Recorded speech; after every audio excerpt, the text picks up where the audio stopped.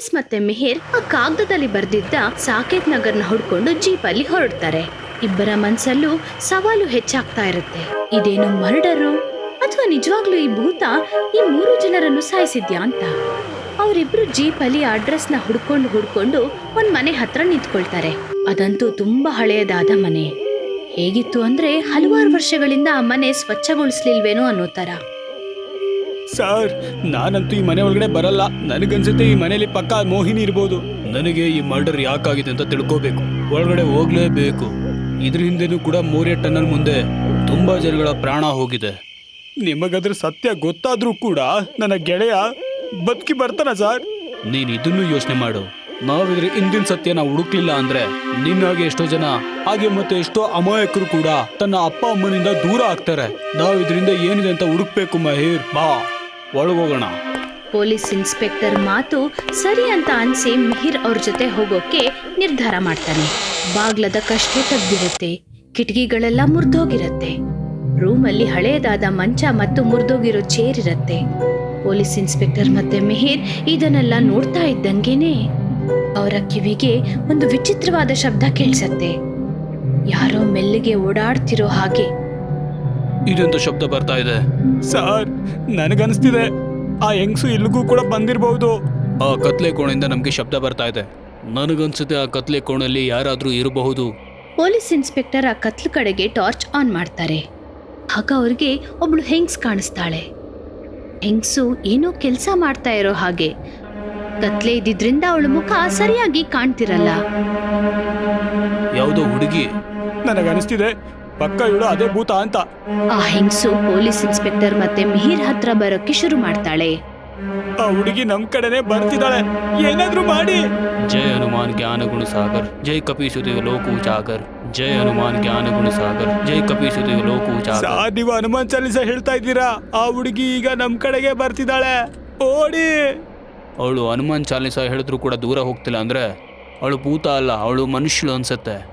ಮಿಹಿರ್ ಮತ್ತೆ ಇನ್ಸ್ಪೆಕ್ಟರ್ ಇಬ್ರು ಅಲ್ಲೇ ನಿಂತಿರ್ತಾರೆ. ಆ ಹೆಂಗ್ಸು ಅವ್ರ ಹತ್ರ ಬಂದೇ ಬಿಡ್ತಾಳೆ. ಬರ್ತಿದ್ದಂಗೆ ಮಿಹಿರ್ ನೋಡ್ತಾನೆ ಆ ಹೆಂಗ್ಸು ತುಂಬಾ ಭಯಾನಕವಾಗಿರ್ತಾಳೆ. ಮುಖ ಎಲ್ಲ ಬಿಳ್ಚ್ಕೊಂಡಿರತ್ತೆ. ಕಣ್ಣುಗಳು ಕೊಲೆ ಮಾಡಿರೋ ಹಾಗೆ ಮುಖ ಎಲ್ಲ ರಕ್ತ ತುಂಬಿರತ್ತೆ. ಇದ್ ನೋಡ್ತಿದ್ದಂಗೆ ಮಿಹಿರ್ ಭಯ ಬೀಳ್ತಾನೆ. ಪೊಲೀಸ್ ಇನ್ಸ್ಪೆಕ್ಟರ್ ಹಿಂದಕ್ಕೆ ಹೋಗ್ತಾರೆ. ಮಿಹಿರ್ಗೆ ಓಡೋಕ್ಕಾಗದೇ ಇಲ್ಲ. ಸಾರ್, ಈ ಭೂತದಿಂದ ಕಾಪಾಡಿ. ಓಡು ಮಹೇರ್, ಓಡು. ಮಿಹಿರ್ನ ನೋಡಿ ಆ ಭೂತನಿ ಜೋರಾಗಿ ಕೆಟ್ಟದಾಗಿರೋ ಶಬ್ದ ಮಾಡ್ಕೊಂಡು ನಗ್ತಾ ಇರ್ತಾಳೆ. ಇಡೀ ಮನೆನೇ ನಡುಗೋ ರೀತಿಲಿ ಆಗತ್ತೆ. ಭೂತಿನಿ ಮಿಹಿರ್ ಮೇಲೆ ಆಕ್ರಮಣ ಮಾಡ್ತಾಳೆ. ಭೂತಿನಿ ಅವನ ಮಾಂಸವನ್ನ ಕಿತ್ತು ತಿನ್ನೋಕ್ ಶುರು ಮಾಡ್ತಾಳೆ. ಪೊಲೀಸ್ ಇನ್ಸ್ಪೆಕ್ಟರ್ ಅವರ ಜೀವ ಉಳಿಸ್ಕೊಳ್ಳೋಕ್ಕೋಸ್ಕರ ಅಲ್ಲಿಂದ ಓಡೋಗಕ್ ಶುರು ಮಾಡ್ತಾರೆ. ಪೊಲೀಸ್ ಇನ್ಸ್ಪೆಕ್ಟರ್ ಅವರ ಪ್ರಾಣ ಉಳಿಸ್ಕೊಳ್ಳೋಕೆ ಅಲ್ಲಿಂದ ತಪ್ಪಿಸ್ಕೊಳ್ತಾರೆ. ಅವರು ಹೊರಗೆ ಬಂದು ಆ ಊರಿನ ಜನಕ್ಕೆ ನಡೆದಿದ್ದ ಕತೆ ಎಲ್ಲ ಹೇಳ್ತಾರೆ. ಆ ಮನೆಯಲ್ಲಿ ಯಾರು ಇರಲ್ಲ, ಬರೀ ಭೂತಿನಿ ವಾಸ ಆಗ್ತಾಳೆ. ತುಂಬಾ ವರ್ಷದ ಕೆಳಗೆ ಒಬ್ಳು ಹೆಂಗಸು ಸಾವಿತ್ರಿ ಅಂತ ಇದ್ಲು. ಮತ್ತೆ ಒಂದು ದಿನ ಅವಳ ಮನೆಯಲ್ಲಿ ಆತ್ಮಹತ್ಯೆ ಮಾಡ್ಕೊಂಡ್ಲು. ಅದಾದ್ಮೇಲೆ ನಂತರ ಕೂಡ ಆ ಮನೆಯಿಂದ ಕೆಲವು ಶಬ್ದಗಳು ಬರೋದನ್ನ ನಾವು ಕೇಳಿಸ್ಕೊಳ್ತಿದ್ವಿ. ಯಾಕೆ ಅವಳು ಆತ್ಮಹತ್ಯೆ ಮಾಡ್ಕೊಂಡ್ಲು ಅಂತ ನನಗೆ ಹೇಳ್ತೀರಾ? ಅವಳೊಬ್ಳು ಇಂಜಿನಿಯರ್ ಆಗಿದ್ಲು. ಮೋರಿಯಾ ಟನಲ್ ಅವಳೇ ಮಾಡಿರೋದು. ಮತ್ತೆ ಟನಲ್ ಶುರುವಾಗಿದ್ದ ಕೆಲವು ದಿನಗಳ ನಂತರ ಅದು ಅಚಾನಕವಾಗಿ ಬಿದ್ದೋಯ್ತು. ಆ ಟನಲ್ ಬಿದ್ದಿದ್ದ ಕಾರಣ ತುಂಬಾ ಜನ ಸತ್ತು ಹೋದ್ರು. ಇದರಲ್ಲಿ ಅವಳ ತಪ್ಪೇನು ಇರ್ಲಿಲ್ಲ. ಅವಳ ಆಫೀಸರ್ ಲಕ್ಷ್ಮಣ್ ಅಂತ ಆ ಕಾಂಟ್ರಾಕ್ಟರ್ ಜೊತೆ ಲಂಚ ತಗೊಂಡಿರ್ತಾನೆ. ಮತ್ತೆ ಆ ಕಾಂಟ್ರಾಕ್ಟರ್ ಆ ಕನ್ಸ್ಟ್ರಕ್ಷನ್ ಮಾಡೋದಕ್ಕೋಸ್ಕರ ಕೆಟ್ಟ ಸಾಮಾನುಗಳನ್ನ ಬಳಸ್ತಿದ್ದ. ಆಗ ಸರ್ಕಾರದವರು ಇದ್ರ ಬಗ್ಗೆ ಪ್ರಶ್ನೆ ಮಾಡಿದ್ರು. ಅವಾಗ ಅವರು ಅವಳ ಮೇಲೆ ಹಾಕ್ಬಿಟ್ರು. ಅವಳು ಆತ್ಮಹತ್ಯೆ ಮಾಡ್ಕೊಂಡ್ಲು. ಅವಳು ಇಲ್ಲಿ ಇರ್ತಾಳೆ ಅಂತ ಅಂದ್ಮೇಲೆ ಆ ಟನ್ನಲ್ ಹತ್ರ ಯಾಕೆ ಜನರು ಆ ರೀತಿ ಸಾಯ್ತಿದ್ದಾರೆ? ಆತ್ಮಹತ್ಯೆ ಮಾಡ್ಕೊಂಡ್ಮೇಲೆ ಅವಳ ಆತ್ಮ ಆ ಮೋರಿಯಾ ಟನಲ್ ಹತ್ರನೇ ನಿಂತಿರತ್ತೆ. ಜನರನ್ನು ಲಿಫ್ಟ್ ಕೇಳತ್ತೆ. ಲಿಫ್ಟ್ ಕೊಡಲ್ಲ ಅಂದ್ರೆ ಅಲ್ಲೇ ಸಾಯಿಸ್ಬಿಡತ್ತೆ. ಮತ್ತೆ ಯಾರು ಲಿಫ್ಟ್ ಕೊಡ್ತಾರೋ ಅವ್ರನ್ನ ಮನೆ ಕರ್ಕೊಂಡು ಬಂದು ಅಲ್ಲಿಗೆ ಸಾಯಿಸ್ತಾಳೆ. ನಾವಾದಷ್ಟು ಬೇಗ ಏನಾದ್ರೂ ಮಾಡ್ಲೇಬೇಕು. ಪೊಲೀಸ್ ಇನ್ಸ್ಪೆಕ್ಟರ್ ಅಲ್ಲಿಂದ ಬೇಗ ಹೊರಟೋಗ್ತಾರೆ. ಪೊಲೀಸ್ ಇನ್ಸ್ಪೆಕ್ಟರ್ ಒಬ್ಬ ತಾಂತ್ರಿಕರನ್ನ ಭೇಟಿ ಮಾಡ್ತಾರೆ. ಹೇಳು, ನೀನಿಲ್ಲಿಗೆ ಯಾಕೆ ಬಂದಿದ್ಯಾ? ಗುರುಗಳೇ, ಟನಲ್ ಹತ್ರ ತುಂಬಾ ವರ್ಷಗಳಿಂದ ಸಾಕಷ್ಟು ಜನ ಸಾಯ್ತಾ ಇದ್ದಾರೆ. ಪೊಲೀಸ್ ತಾನೇ ನೀನು? ಹುಡುಕು, ನಿನಗೇನಾದ್ರೂ ಒಂದು ಸಿಗುತ್ತೆ. ಅದನ್ನ ಹುಡ್ಕಕ್ಕೆ ಹೋಗಿ ನನ್ನ ಪ್ರಾಣನ ಉಳಿಸ್ಕೊಂಡು ಬಂದಿದ್ದೀನಿ ಗುರುಗಳೇ. ದಯವಿಟ್ಟು ನೀವೇ ನನಗೆ ದಾರಿ ತೋರಿಸ್ಬೇಕು. ಅಲ್ಲಿ ಜನ ಸಾಯೋದ್ರ ಹಿಂದೆ ಯಾವುದೋ ಒಬ್ಬ ಮನುಷ್ಯನ ಕೈವಾಡ ಇಲ್ಲ, ಬದಲಾಗಿ ಆ ಭೂತ ಸಾವಿತ್ರಿಯ ಕೈವಾಡ ಇದೆ. ನಿನಗೆ ನಾನೇನು ಸಹಾಯ ಮಾಡಲಿ? ಈ ಭೂತದಿಂದ ತಪ್ಪಿಸ್ಕೊಳ್ಳುವಂತ ಒಂದು ಸಹಾಯ ಮಾಡಿ, ಮತ್ತೆ ಆ ಟನಲ್ ಹತ್ರ ಯಾರು ಕೂಡ ಸಾಯದೇ ಹೋಗಿ ಮಾಡಿ. ಅದರ ಉಪಾಯ ನಿನ್ನ ಕೈಯಲ್ಲೇ ಇದೆ. ನಾನು ಹೇಗೆ ಮಾಡೋಕ್ಕಾಗುತ್ತೆ ನೀವೇ ಹೇಳಿ ನನಗೆ. ನನ್ನ ಕಳ್ಳ ಮತ್ತೆ ಕ್ರಿಮಿನಲ್ಗಳನ್ನ ಮಾತ್ರ ಹಿಡಿಯೋಕ್ಕಾಗತ್ತೆ ನನ್ನ ಕೈಲಿ. ದೆವ್ವಗಳನ್ನ ನೀವೇ ತಾನೇ ಹಿಡಿಯೋಕ್ಕಾಗೋದು. ನೀನು ಅವಳಿಗೆ ನ್ಯಾಯ ಕೊಡಿಸು, ತಾನಾಗೆ ಅವಳು ಟನಲ್ ಬಿಟ್ಟು ಹೋಗ್ತಾಳೆ. ಕೇಳು, ನಾನು ಹೇಳ್ತೀನಿ ಅವಳಿಗೆ ನ್ಯಾಯನ ಹೇಗೆ ಕೊಡಿಸ್ಬೇಕು ಅಂತ. ಪೊಲೀಸ್ ಇನ್ಸ್ಪೆಕ್ಟರ್ ಮತ್ತೆ ತಾಂತ್ರಿಕರು ಆ ಟನಲ್ ಬಳಿಗೆ ಹೋಗ್ತಾರೆ.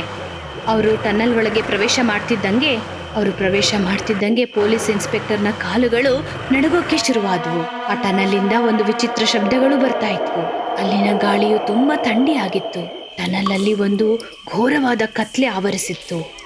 ಆ ಟನಲ್ ಬಳಿಗೆ ಬರ್ತಾ ಇದ್ದಂಗೆ ಆ ಭೂತನಿ ಸಾವಿತ್ರಿ ಅಲ್ಲಿ ಪ್ರತ್ಯಕ್ಷ ಆಗ್ತಾಳೆ. ಗುರುಗಳೇ, ಅಲ್ಲಿ ನಿಂತಾಳೆ ನೋಡಿ ಅವಳೆ ಭೂತ. ಗಾಡಿ ನಿಲ್ಸೋಳ ಹತ್ರ. ಏನೋ ಗುರುಗಳೇ, ಅವಳು ಸಾಯಿಸ್ಬಿಡ್ತಾಳೆ. ಅವಳ ಹತ್ರ ನಾವೇನಾದ್ರೂ ಹೋಗ್ಬಿಟ್ರೆ ಅವಳು ನಮ್ಮನ್ನ ಸುಮ್ಮನೆ ಬಿಡೋದಿಲ್ಲ. ನನಗೆ ಕಣ್ಮುಂದೆನೆ ಒಂದು ಹುಡುಗನ ಸಾಯಿಸ್ಬಿಟ್ಲು.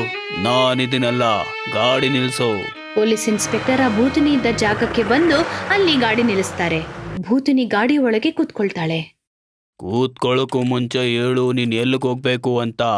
ಭೂತನಿ ಒಂದು ಕಾಗದದ ಹಾಳೆಯನ್ನು ಆ ತಾಂತ್ರಿಕರಿಗೆ ಕೊಡ್ತಾಳೆ. ಇದ್ರ ಮೇಲೆ ಸಾಕೇತ್ ನಗರ್ ಅಂತ ಬರ್ದಿದೆ. ಅಲ್ಲಿ ನಿಮ್ಮವ್ರು ಯಾರಿದ್ದಾರೆ? ಭೂತನಿ ತಾಂತ್ರಿಕರು ಕೇಳ್ತಾ ಇದ್ದ ಪ್ರಶ್ನೆಗೆ ಉತ್ತರ ಕೊಡದೆ ಗಾಡಿ ಒಳಗೆ ಹೋಗಕ್ ಶುರು ಮಾಡ್ತಾಳೆ. ಮೊದ್ಲು ನಾನ್ ಕೇಳದಂತ ಪ್ರಶ್ನೆಗೆ ಉತ್ತರ ಕೊಡು, ಆಮೇಲೆ ಗಾಡಿ ಮೇಲೆ ಕುತ್ಕೋ. ನಾನು ಮನೆಗೆ ಹೋಗ್ಬೇಕು. ಮತ್ತೆ ನೀನ್ ಇಲ್ಲಿಗೆ ಯಾಕೆ ಬಂದಿದ್ದೆ? ಯಾವುದೇ ಕೆಲ್ಸ ಇಲ್ಲ ಅಂದ್ಮೇಲೆ ನೀನ್ ಇಲ್ಲಿಗೆ ಯಾಕೆ ಬರ್ತೀಯಾ? ನಾನು ಲಕ್ಷ್ಮಣನ ಹುಡ್ಕೊಂಡ್ ಬರ್ತೀನಿ. ಲಕ್ಷ್ಮಣ್ಣ ಭೇಟಿಯಾಗಿ ಏನ್ ಮಾಡ್ತೀಯಾ? ನಾನು ನನ್ನ ಕೈಯಾರೆ ಲಕ್ಷ್ಮಣನ ಸಾಯಿಸಿ ನನ್ನ ಸೇಡ್ ತೀರಿಸ್ಕೊಳ್ತೀನಿ. ನಾನ್ ನಿನ್ನ ಹತ್ರ ಲಕ್ಷ್ಮಣ್ಣ ಕರ್ಕೊಂಬಂದ್ಬಿಡ್ತೀನಿ. ಅದಾದ್ಮೇಲೆ ನೀನು ಇಲ್ಲಿಗೆ ಬರೋದಿಲ್ಲ ತಾನೇ? ಯಾವತ್ತೂ ಬರಲ್ಲ. ಹಾಗಾದ್ರೆ ನೀನ್ ಇಲ್ಲೇ ಇರು, ನಾನು ಹೋಗಿ ಲಕ್ಷ್ಮಣ್ಣ ಹುಡ್ಕೊಂಡ್ ಬರ್ತೀನಿ. ಮೊದ್ಲು ನನ್ನನ್ನ ನನ್ ಮನೆಗ್ ಬಿಟ್ಬಿಡು. ಭೂತನಿ ಆ ಗಾಡಿ ಒಳಗೆ ಬರಕ್ ಶುರು ಮಾಡ್ತಾಳೆ. ಭೂತನಿ ಬರ್ತಾ ಇದ್ದಂಗೆ ಆ ತಾಂತ್ರಿಕರು ಒಂದು ಮಂತ್ರವನ್ನ ಹೇಳಿ ಆ ಭೂತಕ್ಕೆ ಹೋಗ್ತಾರೆ. ಆಗ ಅವಳು ಅಲ್ಲೇ ಬಿದ್ದೋಗ್ತಾಳೆ. ಇನ್ಸ್ಪೆಕ್ಟರ್ ಸರ್, ಬೇಗ ಗಾಡಿನ ಸ್ಟಾರ್ಟ್ ಮಾಡಿ ಇಲ್ಲಿಂದ ಹೊರಡೋಣ. ತಾಂತ್ರಿಕ್ ಮತ್ತೆ ಪೊಲೀಸ್ ಇನ್ಸ್ಪೆಕ್ಟರ್ ಇಬ್ರು ಅಲ್ಲಿಂದ ಹೊರಟೋಗ್ತಾರೆ. ಪೊಲೀಸ್ ಇನ್ಸ್ಪೆಕ್ಟರ್ ಮತ್ತೆ ತಾಂತ್ರಿಕರು ಹೋಗ್ತಾ ಇದ್ದಾರೆ. ಮತ್ತೆ ಇಬ್ರು ಚರ್ಚೆ ಮಾಡ್ತಾ ಇದ್ದಾರೆ ಆ ಲಕ್ಷ್ಮಣನು ಎಲ್ಲಿ ಸಿಗಬಹುದು ಅಂತ. ಈ ಟನಲಿಂದ ಭೂತಕ್ಕೆ ಮುಕ್ತಿ ಕೊಡಬೇಕು ಅಂತಂದ್ರೆ ಆದಷ್ಟು ಬೇಗ ನಾವು ಆ ಲಕ್ಷ್ಮಣನ್ನ ಹುಡುಕ್ಲೇಬೇಕು. ಅವನು ಎಲ್ಲಿ ಸಿಗ್ತಾನೆ ಅಂತ. ನಾನು ಇವತ್ತೇ ಟನಲ್ ಫೈಲ್ನ ಹುಡುಕ್ತೀನಿ ಗುರುಗಳೇ. ಅದರಿಂದ ನಮಗೆ ಲಕ್ಷ್ಮಣ್ಣ ಯಾವ್ದಾರ ಒಂದು ಡೀಟೇಲ್ಸ್ ಪಕ್ಕಾ ಸಿಗುತ್ತೆ. ಪೊಲೀಸ್ ಇನ್ಸ್ಪೆಕ್ಟರ್ ಮತ್ತೆ ತಾಂತ್ರಿಕರು ಇಬ್ರು ಪೊಲೀಸ್ ಸ್ಟೇಷನ್ ಹತ್ರ ಹೋಗ್ತಾರೆ. ಮತ್ತೆ ಅವ್ರು ಹೋಗ್ತಾ ಇದ್ದಂಗೆ ಆ ಟನಲ್ ಕೇಸ್ ಫೈಲ್ನ ಹುಡುಕಕ್ ಶುರು ಮಾಡ್ತಾರೆ. ಸ್ವಲ್ಪ ಹೊತ್ತು ಹುಡುಕಿದ ನಂತರ ಅವರಿಗೆ ಆ ಕೇಸ್ ಫೈಲ್ ಸಿಗ್ಬಿಡತ್ತೆ. ಇಲ್ಲಿ ಸಿಕ್ತು, ಟನಲ್ ಕೇಸ್ನ ಫೈಲ್. ಪೊಲೀಸ್ ಇನ್ಸ್ಪೆಕ್ಟರ್ ಮತ್ತೆ ತಾಂತ್ರಿಕರಿಬ್ರು ಆ ಕೇಸ್ ಬಗ್ಗೆ ಓದಕ್ಕೆ ಶುರು ಮಾಡ್ತಾರೆ. ಇಲ್ಲಿದೆ ಲಕ್ಷ್ಮಣ್ಣ ಅಡ್ರೆಸ್. ಮೌರ್ಯ ಟನಲ್ನ ಶುರು ಮಾಡಿದಾಗ ಅವನು ಚೀಫ್ ಇಂಜಿನಿಯರ್ ಆಗಿದ್ದ. ನಾವು ಅವನ ಮನೆಗೆ ಹೋಗ್ಬೇಕೀಗ. ಪೊಲೀಸ್ ಇನ್ಸ್ಪೆಕ್ಟರ್ ಮತ್ತೆ ತಾಂತ್ರಿಕರಿಬ್ರು ಆ ಲಕ್ಷ್ಮಣ್ ಮನೆ ಹುಡ್ಕೊಂಡು ಅಲ್ಲಿಂದ ಹೊರಡ್ತಾರೆ. ಪ್ರಹ್ಲಾದ್ಪುರದಲ್ಲಿ ಇದ್ದ ಅವನ ಮನೆಗೆ ಅವರಿಬ್ರು ಹೋಗ್ತಾರೆ. ಲಕ್ಷ್ಮಣ್ ಮನೆ ಬಾಗಿಲನ್ನ ಅವರಿಬ್ರು ಬಡಿತಾರೆ. ಲಕ್ಷ್ಮಣನ ಮಗ ಸೂರಜ್ ಬಾಗಿಲ್ ತೆಗಿತಾನೆ. ಹಾ ಹೇಳಿ ಸರ್. ನಾವು ಲಕ್ಷ್ಮಣ್ ಅವ್ರನ್ನ ಭೇಟಿ ಆಗ್ಬೇಕು. ಆದ್ರೆ ಅಪ್ಪ ಅಂತೂ ಈಗ ಇಲ್ವಲ್ಲ. ಆಕ್ಚುಲಿ ಅವರು ಆಫೀಸಿಂದ ಮನೆಗಿನ್ನೂ ಬಂದೇ ಇಲ್ಲ ಸರ್. ನಿನ್ನ ಹೆಸರು? ಸೂರಜ್ ಅಂತ. ಸರಿ, ನೀವು ನಿಮ್ಮ ಅಪ್ಪಂದು ಫೋನ್ ನಂಬರ್ ಇದ್ರೆ ಕೊಡ್ತೀರಾ? ನಾನು ಅವ್ರ ಹತ್ರ ಫೋನಲ್ಲೇ ಮಾತಾಡ್ಬಿಡ್ತೀನಿ. ಸೂರಜ್ ಆ ಪೊಲೀಸರ ಮಾತನ್ನು ಕೇಳಿ ಅವರ ತಂದೆಯ ಫೋನ್ ನಂಬರ್ ಅನ್ನು ಕೊಡ್ತಾನೆ. ಲಕ್ಷ್ಮಣನ ಫೋನ್ ನಂಬರ್ ಸಿಗ್ತಾ ಇದ್ದಂಗೆ ಪೊಲೀಸ್ ಮತ್ತೆ ತಾಂತ್ರಿಕ್ ಇಬ್ರು ಅಲ್ಲಿಂದ ಹೊರಡ್ತಾರೆ. ಇನ್ಸ್ಪೆಕ್ಟರ್ ಸರ್, ನೀವೊಂದು ಕೆಲಸ ಮಾಡಿ. ನೀವು ಲಕ್ಷ್ಮಣ್ಗೆ ಫೋನ್ ಮಾಡಿ ಏನ್ ಹೇಳ್ಬೇಕು ಅಂದ್ರೆ ನಿಮ್ ಮಗನ್ಗೆ ಮೌರ್ಯ ಟನಲ್ ಹತ್ರ ಆಕ್ಸಿಡೆಂಟ್ ಆಗಿದೆ ಅಂತ ಹೇಳಿ. ಆಗ ಅವನ್ ಬೇಗ ಬರ್ತಾನೆ. ಆದ್ರೆ ಇದು ತಪ್ಪಾಗುತ್ತಲ್ವಾ ಗುರುಗಳೇ? ನಾವ್ ಆ ಭೂತಕ್ಕೆ ನ್ಯಾಯ ಕೊಡಿಸ್ಬೇಕು ಅಂದ್ರೆ ತಪ್ಪು ಮಾಡ್ಲೇಬೇಕಾಗುತ್ತೆ ಕಣೋ. ಇಲ್ಲ ಅಂದ್ರೆ ಲಕ್ಷ್ಮಣ್ ಯಾವುದೇ ಕಾರಣಕ್ಕೂ ಟನಲ್ ಹತ್ರ ಹೋಗೋದಿಲ್ಲ. ಯಾಕಂದ್ರೆ ಅವನು ಗೊತ್ತಿದೆ ಆ ಭೂತ ಅವನಿಗೋಸ್ಕರ ಟನಲ್ ಹತ್ರ ಕಾಯ್ತಿದೆ ಅಂತ. ಅವನು ಅಲ್ಲಿಗೆ ಹೋದ್ರೆ ಅವಳು ಸಾಯಿಸ್ತಾಳೆ ಅಂತ. ಪೊಲೀಸ್ ಇನ್ಸ್ಪೆಕ್ಟರ್ ಆ ಲಕ್ಷ್ಮಣನಿಗೆ ಕಾಲ್ ಮಾಡ್ತಾರೆ. ಹಲೋ, ಇದು ಲಕ್ಷ್ಮಣ್ ಅವರ ಮಾತಾಡ್ತಿರೋದು? ಹೇಳಿ ಸರ್. ನಿಮ್ಮ ಮಗನಿಗೆ ಮೌರ್ಯ ಟನಲ್ ಹತ್ರ ಆಕ್ಸಿಡೆಂಟ್ ಆಗಿದೆ ಸರ್. ನೀವು ಆದಷ್ಟು ಬೇಗ ಈ ಜಾಗಕ್ಕೆ ಬರ್ತೀರಾ? ಸರ್, ನಾನು ಈಗಲೇ ಬಂದ್ಬಿಡ್ತೀನಿ ಸರ್. ಬನ್ನಿ, ನಾವು ಕೂಡ ಈಗ ಟನಲ್ ಹತ್ರ ಹೋಗೋಣ. ಪೊಲೀಸ್ ಮತ್ತೆ ತಾಂತ್ರಿಕರಿಬ್ರು ಆ ಮೌರ್ಯ ಟನೆಲ್ ಬಳಿಗೆ ಹೋಗ್ತಾರೆ. ಸ್ವಲ್ಪ ದೂರ ಗಾಡಿ ಹೋಗ್ತಾ ಇದ್ದಂತೆ ಪೊಲೀಸ್ ಇನ್ಸ್ಪೆಕ್ಟರ್ ಮತ್ತೆ ತಾಂತ್ರಿಕ್ ಆ ಮೌರ್ಯ ಟನಲ್ ಬಳಿಗೆ ಬರ್ತಾರೆ. ಅವ್ರು ನೋಡ್ತಾರೆ ಎದುರುಗಡೆ ಒಂದು ಗಾಡಿ ಬರ್ತಾ ಇರೋದನ್ನ. ಅದರಲ್ಲಿ ಲಕ್ಷ್ಮಣ್ ಕೂತಿರ್ತಾನೆ. ಭೂತನಿ ಸಾವಿತ್ರಿ ಅವನ್ನ ಲಿಫ್ಟ್ ಕೇಳ್ತಾಳೆ. ಲಕ್ಷ್ಮಣ್ ನೋಡ್ತಾನೆ ಎದುರುಗಡೆ ಒಂದು ಪೊಲೀಸ್ ಗಾಡಿ ಇರೋದನ್ನ. ಲಕ್ಷ್ಮಣ್ ಪೊಲೀಸ್ಗೆ ಫೋನ್ ಮಾಡ್ತಾನೆ. ಸರ್, ನಾನು ಮೌರ್ಯ ಟನಲ್ ಹತ್ರ ಬಂದ್ಬಿಟ್ಟಿದ್ದೀನಿ. ಆದರೆ ಇಲ್ಲಿ ನನ್ನ ಮಗನ ಗಾಡಿ ಎಲ್ಲೂ ಕಾಣಿಸ್ತಾ ಇಲ್ವಲ್ಲ ಸರ್. ನಿಮ್ಮ ಮಗನಿಗೆ ಯಾವುದೇ ರೀತಿ ಆಕ್ಸಿಡೆಂಟ್ ಆಗಿಲ್ಲ ಸರ್. ನೀವೀಗ ಮೌರ್ಯ ಟನಲ್ ಹತ್ರ ಬಂದಿದ್ದೀರಾ ಅಂತಂದರೆ ಆ ಭೂತ ಸಾವಿತ್ರಿಗೆ ಲಿಫ್ಟನ್ನ ಕೊಟ್ಬಿಡಿ ಸರ್. ನನಗೆ ನೀವು ಮೋಸ ಮಾಡ್ತೀರಾ? ನೀವು ಕೂಡ ಸಾವಿತ್ರಿಗೆ ಮೋಸ ಮಾಡಿದಿರಲ್ವಾ ಸರ್? ಸಾವಿತ್ರಿಗೆ ಲಿಫ್ಟ್ ಕೊಡಿ ಸರ್. ಲಕ್ಷ್ಮಣನ ಗಾಡಿಯ ಎದುರುಗಡೆ ಆ ಭೂತನಿ ಸಾವಿತ್ರಿ ಅಲ್ಲೇ ನಿಂತಿರ್ತಾಳೆ. ಮತ್ತೆ ಒಂದು ಭಯಾನಕವಾದ ಶಬ್ದದಿಂದ ಅವಳು ನಗ್ತಾ ಇರ್ತಾಳೆ. ನನ್ನನ್ನ ಕ್ಷಮಿಸ್ಬಿಡು. ಲಕ್ಷ್ಮಣ ಅವನ ಕಾರನ್ನು ಇಳಿದು ಅಲ್ಲಿಂದ ಓಡಕ್ ಶುರು ಮಾಡ್ತಾನೆ. ಭೂತನಿ ಸಾವಿತ್ರಿ ಅವನ ಹಿಂದೆನೆ ಓಡ್ತಾ ಇರ್ತಾಳೆ. ಲಕ್ಷ್ಮಣ್ ಓಡಿ ಓಡಿ ಸುಸ್ತಾಗ್ಬಿಡ್ತಾನೆ. ಮತ್ತೆ ಕೆಳಗೆ ಬಿದ್ದೋಗ್ತಾನೆ. ಭೂತನಿ ಸಾವಿತ್ರಿ ಅವನ ಕತ್ತು ಹಿಡಿದು ಬೇಲಕ್ಕೆ ಎತ್ತು ಬಿಡ್ತಾಳೆ. ಸ್ವಲ್ಪ ಹೊತ್ತಲ್ಲೇ ಲಕ್ಷ್ಮಣ್ ಸತ್ತು ಹೋಗ್ತಾನೆ. ಲಕ್ಷ್ಮಣ್ ಸತ್ತಿದ ತಕ್ಷಣ ಆ ಭೂತನಿ ಖುಷಿಯಾಗಿ ಜೋರಾಗಿ ನಗಕ್ ಶುರು ಮಾಡ್ತಾಳೆ. ನಗ್ತಾ ನಗ್ತಾ ಅವಳು ಹಾಗೆ ಮಾಯ ಆಗ್ಬಿಡ್ತಾಳೆ. ತಾಂತ್ರಿಕರು ಮತ್ತೆ ಪೊಲೀಸ್ ಇನ್ಸ್ಪೆಕ್ಟರ್ ಇದನ್ನ ನೋಡಿ ಅಲ್ಲಿಂದ ಹೊರಟೋಗ್ತಾರೆ.